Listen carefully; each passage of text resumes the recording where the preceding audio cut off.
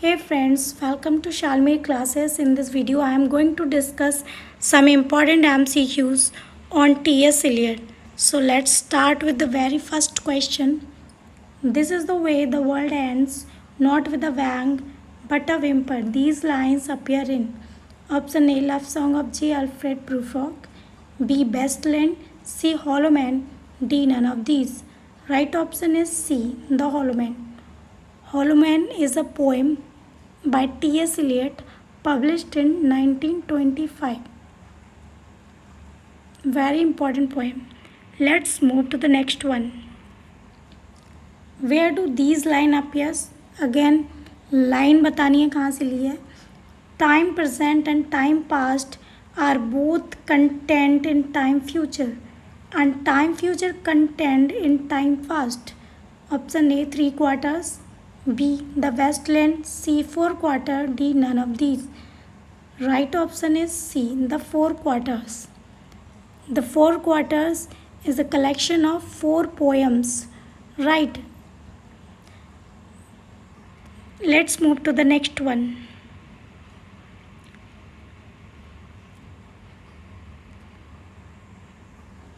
I have given you power of choice and you only alternate between futile speculation and unconsidered acting. From which drama have these lines been taken? Option A The Confidential Clerk, B Murder in Cathedral, C The Rock, D none of these. Option C is correct. The Rock. Rock is a play published in 1934. Let's move to the next one. And the dead tree gives no shelter, the cricket no relief, and dry stone no sound of water. Very famous line. These line appears in A 4/4, B Bestland, C Hollow Man, D none of these. I think ये सबको पता होगा, so option B is correct. The Westland. Very famous poem published in 1922. कितनी lines हैं इस poem में, ये भी क्वेश्चन आता है. सो इसमें मैं आपको बता दूँ, इसकी लाइन है 434. 434 lines are there, published in 5 parts. Let's move to the next one. Which form has been used by Eliot in the Westland? Westland किस फॉर्म में लिखा गया है? Option A blank verse, option B Spenserian stanza, C free verse, D none of these. Option C is right, free verse. Free verse is that in which a writer used no rhyme, no meter. Right. Let's move to the next one. Geronson is derived from the Greek word geron, which means geron एक poem है T.S. Eliot ने लिखी है. इसमें मैं बताना है कि जो geron वर्ड है उसका क्या मतलब है. Option A young man, option B child, option C old man, option D none of these. Option C is correct, the old man. The poem Geronson is published in 1920. Date भी याद रखनी ज़रूरी है, 1920. Let's move to the next one. Subscribe my channel दोस्तों, अगर आपने मेरे channel subscribe नहीं किया है. Next. In the title Sweeney Among the Nightingales, the word nightingales is used as a slang which means Sweeney Among the Nightingales a poem. ये poem publish हुई है, ये भी पोइम 1920 में पब्लिश हुई है. इसमें एक टर्म यूज़ किया गया है नाइटिंगल्स, इस स्लैंग की तरह यूज़ किया गया है जिसका मतलब कुछ और है. सो हमें ये बताना है इसका मीनिंग क्या है. Option A rascal, option B legitimate, option C prostitute, option D rape. Right option is C prostitute. Let's move to the next one. Amy complains and accuses her sister Agatha, saying 35 years ago you took my husband from me and now you take my son. Where do these two sisters appears? Amy and Agatha ये दो character हैं जो sisters हैं. ये किस play में appear हुई हैं, हमें ये बताना है. Option A in the rock, Option B, in murder in cathedral. Option C, in family reunion. Option D, none of these. Option C is correct, in family reunion.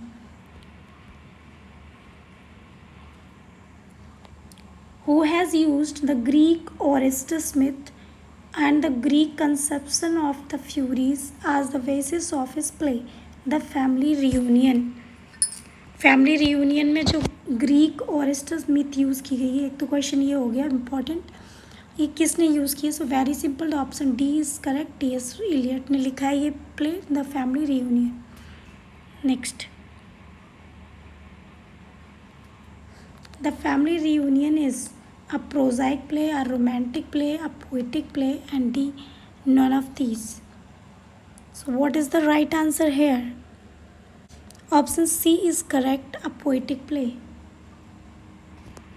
Next, murder in cathedral refers to the murder of archbishop. Who is he?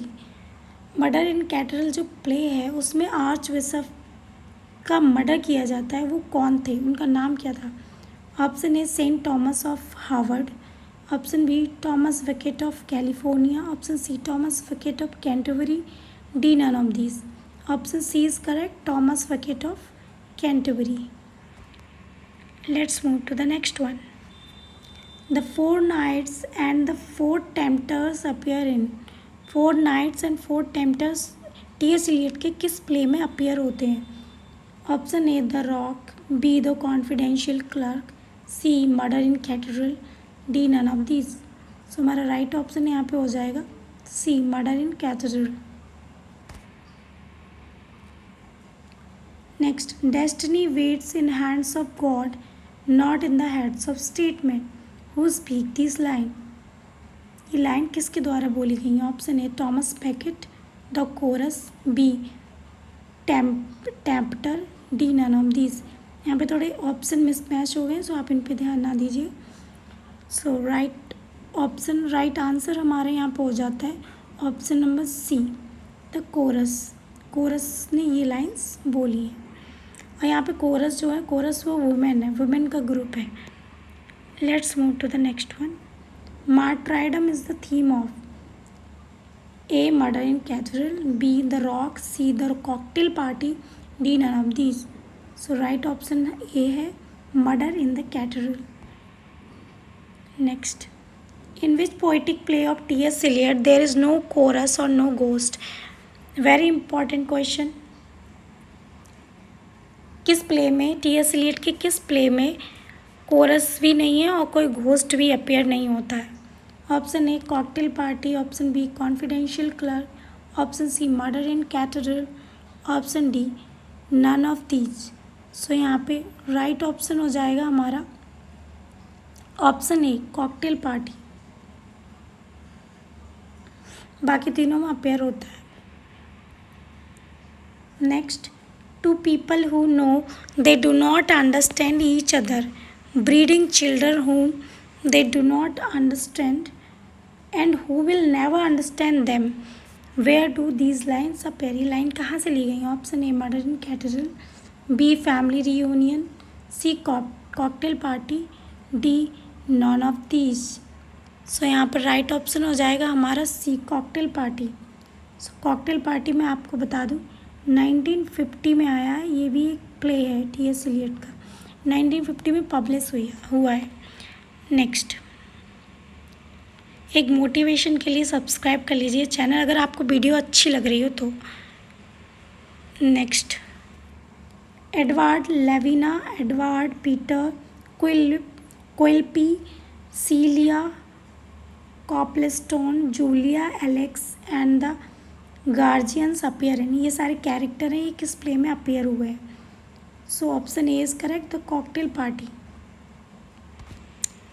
Next, the plot of cocktail party is based on.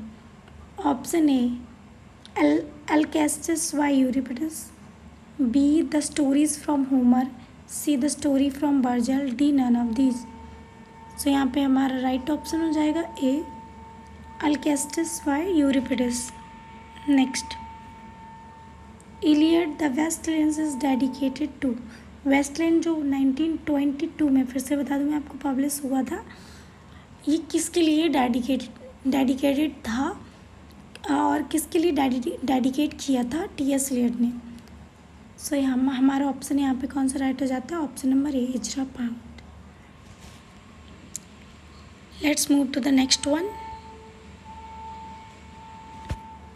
Eliot has expressed his views on impersonality of poetry and the poetic process।